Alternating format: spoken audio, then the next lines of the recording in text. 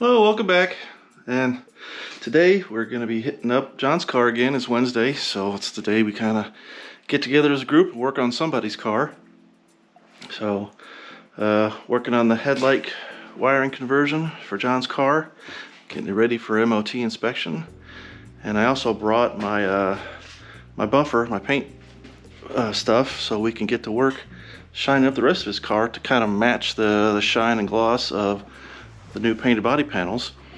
So I don't know how well you can see all these scratches and swirls and stuff like that that's in this paint work. I think John looks like he did a little bit of work on it, maybe put a coat of something down since the last time I saw it, but it's got some fair amount of scratches. There's a lot right there, but we're gonna get to work, probably tag team up some stuff and start making this car getting a little bit closer.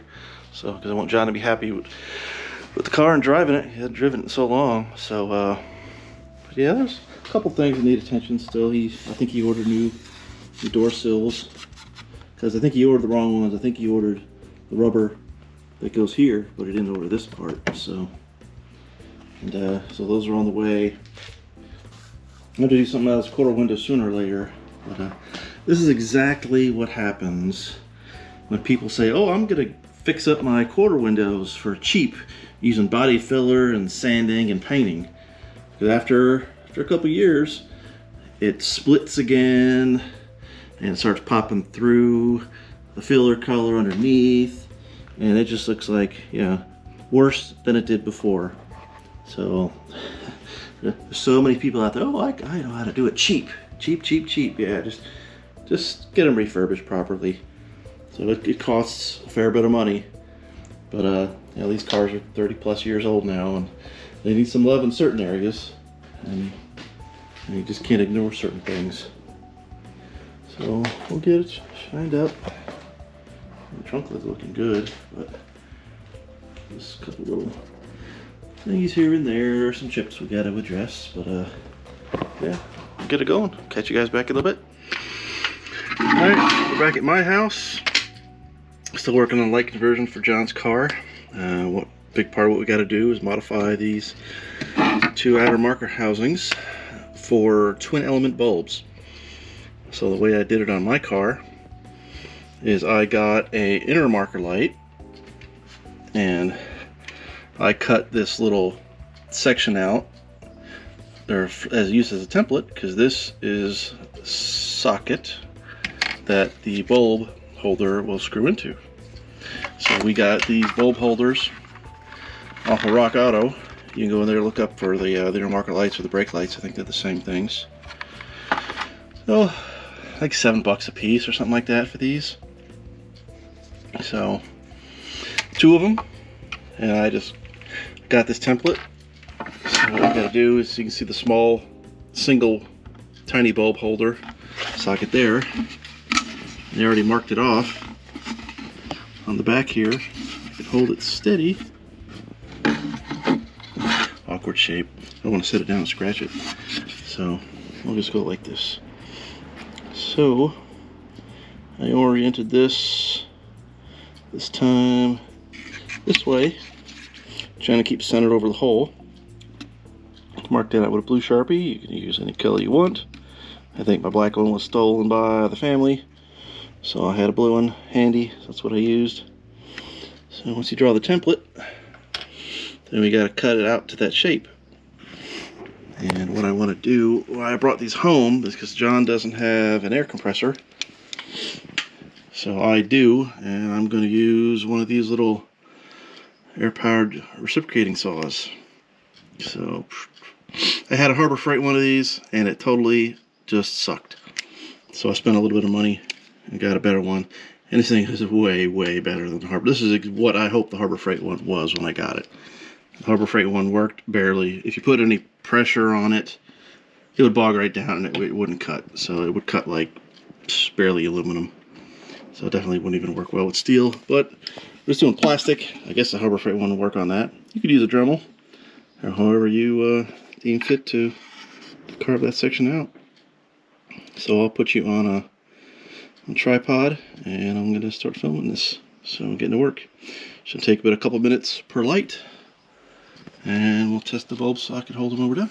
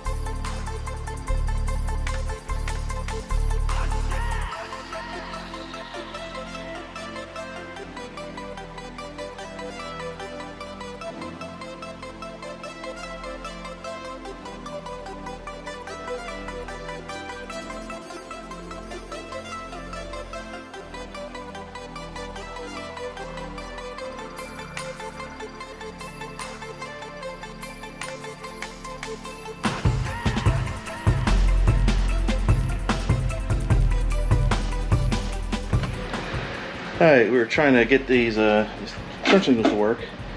So we hook up the LED bulb to the driver's side, it wouldn't flash.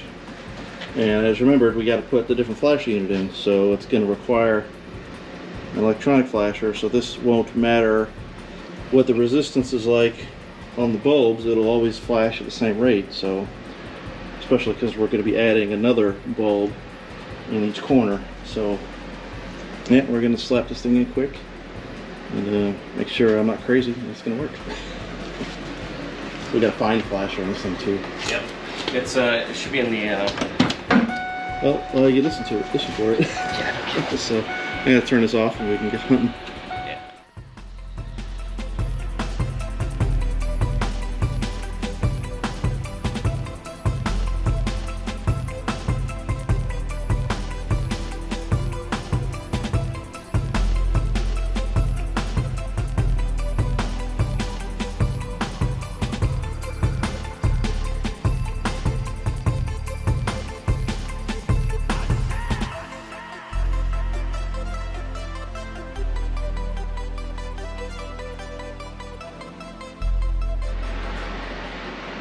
Alright, I finished up installing the bulb sockets. But we got a problem with these light bulbs that we got, and I don't know if John ordered proper switchback bulbs or not, but these are definitely not what's going to work for us, because when the white light is on, your driving lights for the daytime, as soon as you turn on your turn signals, these should switch off, or the white should turn off, and the amber should be the only thing that flashes. So let me show you what's going on here. So here is the white driving lights. You know, it should have one of these bulbs on here later. And then let me show you the turn signals. I'm going to throw the 4-ways on. So flash and amber. That'll be amber later. But see, amber is flashing. You can't really see that in the camera, but there you go. Hide that bulb there. Flash and amber, but if you put them both on at the same time, we can see here. I don't know if you can see, but the amber is flashing, but the white isn't turning off. So that's hosing us. So these are not switchback bulbs, because that's the functionality that we need. So John's just gonna have to order 4 new light bulbs to fit those sockets. So, ugh. What a pain. That's China stuff for you. But you have to just make sure to get on that. But John has brought my Rupes DA polisher. Let me turn this off. The fan's a little loud. But it's polishing up pretty darn sweet, getting a lot of the scratches out. He's having fun. I think it's hard to screw up with a DA polisher. You can sit there and put it on the paint and you're not going to burn it. So he's having fun getting these scratches out. There's still some little stuff in there, but it is way, way better than what it was. You turn off this the light on the GoPro there. You can even see the screen on the front. So even getting some of the haze out that the body shop didn't get out of the hood. So this stuff's coming out on the roof. The trunk panel he's been working on. There was an area here that they really didn't get some sandy scratches, but man, it's looking good now. So yeah, that's not even any wax. That's just the the compound. So what are we using here? So I think he went out to go to the restroom and wash the pad out, but this is a first generation Rupes LHR 15, so 150 millimeter. Had that for a lot of years now, and I love it. And we just have a microfiber cutting pad and just some of this, and this stuff's great. It's not super awesome or anything like that, but it doesn't sling any white crud. Super easy to wipe off, and it's working great for us. Just trying to use it up. Got some of this stuff to try. I heard good things about it, but I haven't been able to use it on my DA yet. So, and you got to do the sides. So, and the roof, the side, you can see a lot more little boogers in the paint on this side yet that he has to polish out. But yeah, we're getting there. So Pete didn't show up. Don't know why. He said he had to run some errands. He didn't know if he was going to make it or not. But it's lousy weather. It got really cold. It's in the high to mid 30s again. Welcome to England. I guess we had a little spat of summertime there, but that's over. And it's raining tonight, so he probably just didn't want to come up. And we're getting on. And yeah, so we'll finish this up maybe with some hero shots of the polish, and we'll catch you again soon. All right, it's 20 after 10 at night. Just got done with the polish, a little bit of coat of sealant. All right, and it's looking pretty good. This has looked in a long time. So got the headlights back in, even though we don't have the right bulbs. Want to just turn the headlights on? Yeah, good job. We'll get a kind of a glimpse of what we're looking at. And then shut those off and just turn the four-ways on.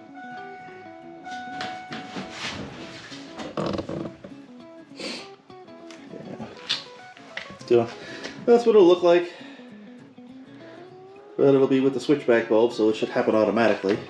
Oh, I gotta put the turn signal thing back together in the cone, but we'll get it. So, and we gotta wire up a fog light next time, so but that shouldn't be too difficult. So, ready to get in the shot?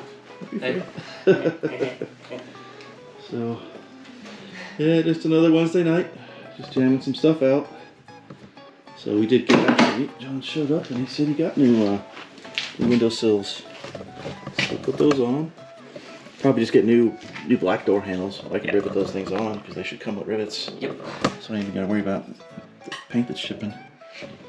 Yeah, that's what we did with the yellow convertible. Yeah. We just replaced it with the black ones, and the rivets came with it. Yeah, I got that big giant rivet gun. Yep. So we'll be able to do that. I'll order this tomorrow. We got the trunk looking sweet.